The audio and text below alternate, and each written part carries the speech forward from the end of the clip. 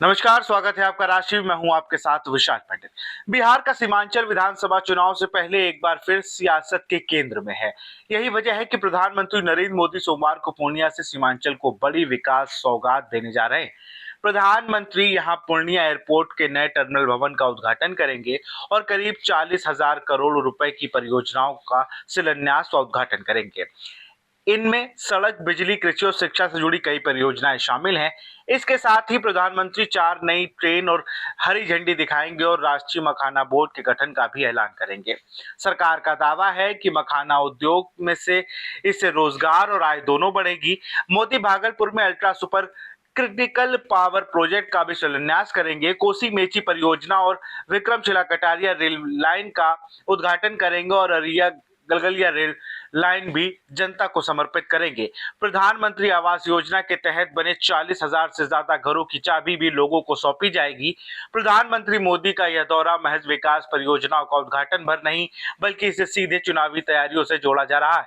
यही इस साल में प्रधानमंत्री का बिहार का 7वां दौरा है। सीमांचल मुस्लिम बाहुल इलाका है और यहाँ 24 विधानसभा सीटें आती हैं।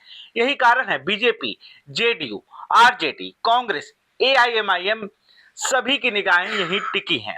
पिछली बार 2020 में ओवैसी की पार्टी के कारण सीमांचल का समीकरण पूरी तरह से बदल गया था। एआईएमआईएम को 5 सीटें मिली और उसका सीधा फायदा बीजेपी को हुआ, जो सबसे बड़ी पार्टी बनकर उभरी। लेकिन इस बार इंडिया ब्लॉक ने सीमांचल पर विशेष ध्यान देना शुरू किया है। राहुल गांधी अपनी वोट अधिकार यात्रा के जरिए सीमांचल के कई इलाकों में पैठ बनाने की कोशिश कर चुके हैं। कांग्रेस और आरजेडी मुस्लिम, यादव और दलित वोट बैंकों को साधने की रणनीति बना रहे हैं। सीमांचल का गढ़ सीधा है। कटिहार, पूर्णिया, अररिया, किशनगंज जैसे जिलों में मुस्लिम बाहुल आबादी निर्णायक है। किशनगंज में 67% से ज्यादा है, अररिया में 43%, कटिहार में 45% और पूर्णिया में 39% है। यही वोट बैंक चुनावी नतीजे तय करता है। यही वजह है कि प्रधानमंत्री खुद यहां आकर विकास का एजेंडा पेश कर रहे हैं। विपक्ष का आरोप है कि प्रधानमंत्री बार बार आते तो हैं, लेकिन बिहार की मूलभूत समस्याओं पर चुप रहते हैं। तेजस्वी यादव ने कहा कि अस्पताल में डॉक्टर नहीं है, शिक्षा व्यवस्था चरमराई हुई है और बेरोजगारी चरम पर है। केवल एयरपोर्ट या बड़ी परियोजनाओं के उद्घाटन से जनता को बरगलाया नहीं जा सकता।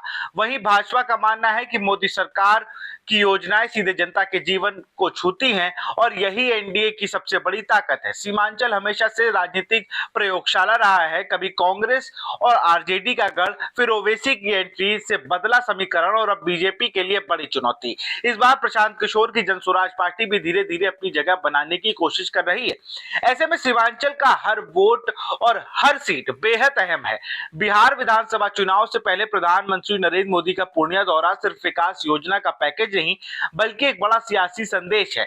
सवाल यही है, क्या विकास के इन सौगातों से बीजेपी सीमांचल में अपना वर्चस्व 2020 की तरह कायम रख पाएगी, या फिर इस बार विपक्ष और एआईएमआईएम का खेल बदला जाएगा? बिहार की सियासत का सबसे बड़ा टेस्ट अब सीमांचल की इन 24 सीटों पर होने जा रहा है। ऐसी खबरों के लिए देखते रहिए राष्ट्र टीवी। नमस्कार।